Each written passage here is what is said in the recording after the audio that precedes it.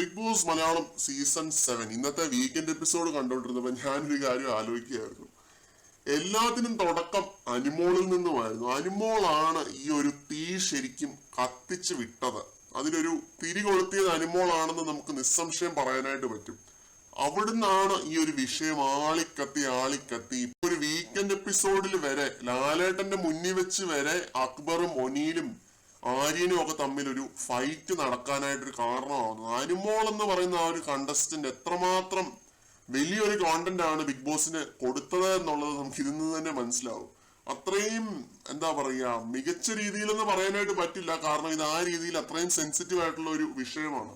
പക്ഷെ അനുമോൾ കത്തിച്ചു വിട്ട ആ ഒരു തീയാണ്, അനുമോളാണ് ഇതിന് തിരി കൊളുത്തിയത്. പിന്നീട് മാലപ്പടക്കം പോലെ ഇത് കത്തുന്ന കാഴ്ചയാണ് കണ്ടത്. ഒനീൽ ഇതിനെ ഏറ്റുപിടിച്ച് ഒനീൽ അഭിലാഷിന്റെ അടുത്തും പിന്നീട് മറ്റു പലരുടെ അടുത്തും ഇവരുടെ കാര്യങ്ങൾ പറയുന്നു. ആര്യനും ജിസയിലും ഇന്ന പോലെയുള്ള ഒരു ഫ്രണ്ട്ഷിപ്പിന് മുകളിലേക്കുള്ള ഒരു ബന്ധത്തിലാണ് എന്ന് പറയുന്നു. അക്ബർ ഇതിൻ്റെ അകത്തൊരു മാനിപ്പുലേറ്റീവ് ആയിട്ടുള്ള രീതിയിലുള്ള ഒരു കളി കളിക്കാനായിട്ട് ശ്രമിക്കുന്നു. അക്ബറിനെ എക്സ്പോസ് ചെയ്യാനായിട്ട് ഇവർ കാണിച്ചു കൊടുത്ത സാധനങ്ങളാണ്, പക്ഷെ എക്സ്പോസ് ആയത് ഒനീലാണെന്ന് മാത്രം. ഒനീൽ എക്സ്പോസ് ആയത് എങ്ങനെയാണെന്ന് പറയാം. ഒനീല് ജിസേലിന്റെ അടുത്ത് ഒന്ന് പറഞ്ഞിട്ട് അക്ബറിന്റെ അടുത്ത് വേറൊന്ന് പോയി പറഞ്ഞു. ഇത് എപ്പിസോഡ് സൂക്ഷിച്ചു കണ്ടു കഴിഞ്ഞാൽ നിങ്ങൾക്ക് മനസ്സിലാവും. ഞാൻ എന്താണ് ഏതാണ് പറഞ്ഞ അതിന്റെ ഡീറ്റെയിൽസിലേക്കൊന്നും കടക്കുന്നില്ല, കാരണം അത് പറഞ്ഞു കഴിഞ്ഞാൽ കൺഫ്യൂഷൻ ആണ്. അതുകൊണ്ട് ഞാൻ അതിലേക്കൊന്നും കടക്കുന്നില്ല. അക്ബർ എക്സ്പോസ് ആവണം എന്ന് വിചാരിച്ച് കാണിച്ചിട്ടുള്ള സാധനങ്ങളാണ്, പക്ഷെ അക്ബറിന്റെ മാനിപ്പുലേറ്റീവ് ആയിട്ടുള്ള ഗെയിം ഇതിനകത്ത് പൊളിഞ്ഞിട്ടില്ല.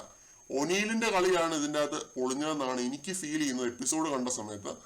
അതും അനുമോള് തുടക്കമിട്ട ആ ഒരു കോണ്ടന്റ് ഇപ്പോഴും കത്തിക്കൊണ്ടിരിക്കുന്ന ഒരു കാഴ്ച, അത് ശരിക്കും വല്ലാത്തൊരു കാഴ്ച തന്നെയാണ്. അനുമോൾ എന്നിട്ട് മിണ്ടാതെ അവിടെ ഇരിക്കുകയാണ്.